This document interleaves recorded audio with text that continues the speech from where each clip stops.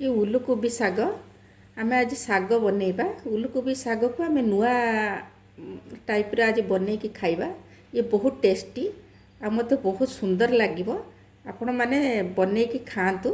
मु मते जने मो पड़ोसी बनई कि देइथिले मु खाइथिली बहुत सुंदर भी लागिथिला। आज भी सेही प्रोसेस रे म आपण मानको बनई कि देखैबी। चलंतु प्रथमे आमे कोबी शाग को काटि दबा। छोट छोट करके आम कोबी शाग को काटिदबा।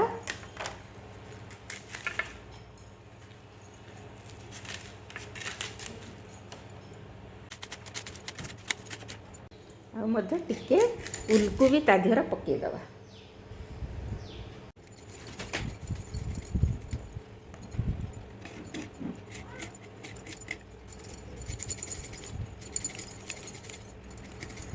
शाग भाजिया ये सब जिनस दरकार। प्रथम आम पियाज को छोट छोट करके काटिदबा।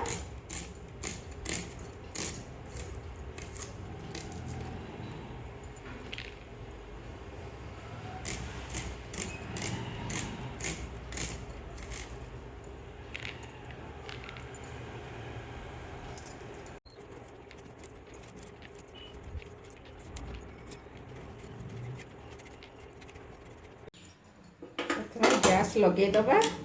तापरे पैन बसईदबा।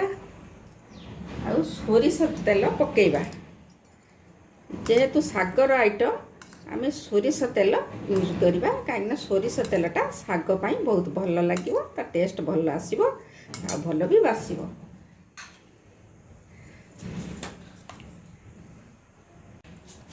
तापर टिके 5 फुटण देदबा।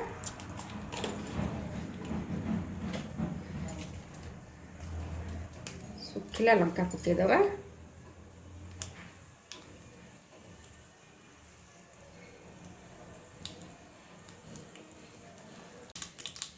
तापर जो रसुण कंचा लंका काटिकी रखिले पकेदबा। पियाज भी पकेदबा।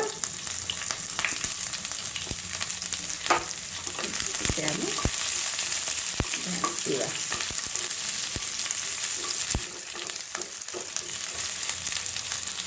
टिके ब्राउन हो गले आम कौन करवा ना एबे ब्राउन हो पड़गला। पियाज पूरा लाल हो गला। एबे आम टमाटो देदेबा।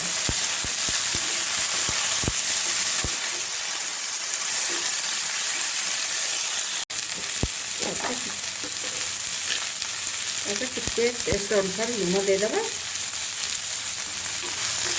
लुणटा देदेले टमाटोटा मोर कौन ना नरम हो सफ्ट हो।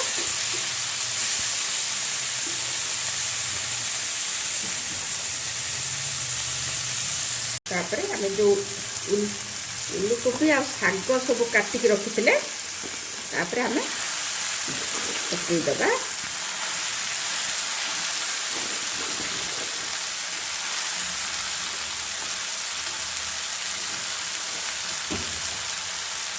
आउ टिके लुण देदबा। किसी समय ढंकेदबा। आम खोलीदबा। देखु शाग केते नरम हो गला। आम घाटीदबा।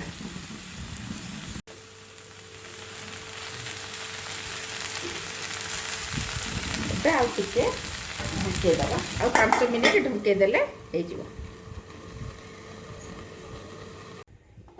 गला। आम बाहर करदेबा।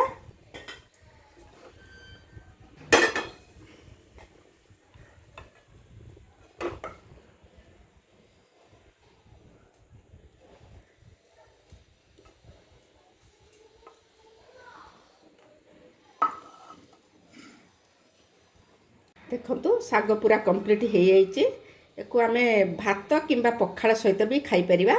बहुत टेस्टी आ बहुत बढ़िया लगे। थरे निश्चय बनई खातु। समस्त को खुआतु। बहुत बढ़िया लगे। रोचे जय जगन्नाथ।